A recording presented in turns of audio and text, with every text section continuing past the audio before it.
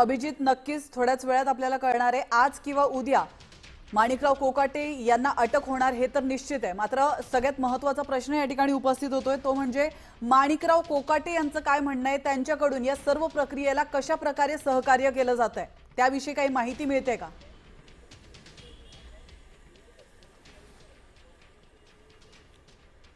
अगदी बरोबर आहे। ही सगळी कायदेशीर प्रक्रिया आहे आणि विशेष म्हणजे कोर्टाने हे आदेश दिलेले आहेत आणि त्यामुळे या प्रक्रियेला सहकार्य करण्याचीच भूमिका जी आहे ती माणिकराव कोकाटे यांची राहील। कारण जर कोर्टाच्या आदेशाचं पालन केलं नाही तर आणखी कडक कारवाई जी आहे ती माणिकराव कोकाटेंवर कोर्टाकडून केली जाऊ शकते। त्यामुळे कोर्टाच्या या सगळ्या कारवाईला सहकार्य करण्याची भूमिका माणिकराव कोकाटेंची असल्याची माहिती मिळते।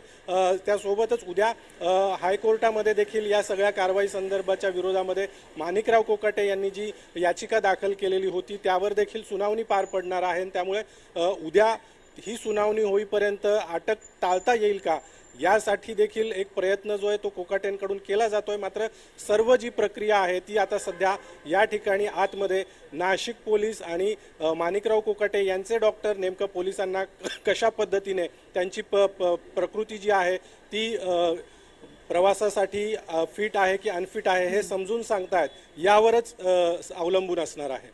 अभिजित,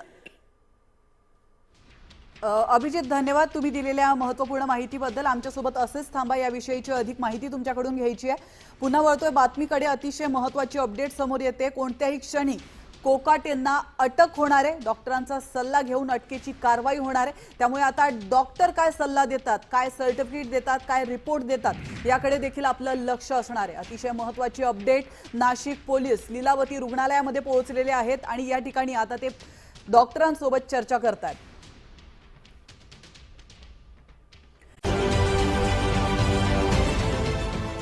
देश विदेशातील प्रत्येक घडामोडींचे लाईव्ह अपडेट मिळवण्यासाठी आता साम टीव्हीच्या सर्व सोशल मीडिया प्लॅटफॉर्मला लाईक, फॉलो आणि सबस्क्राईब करा।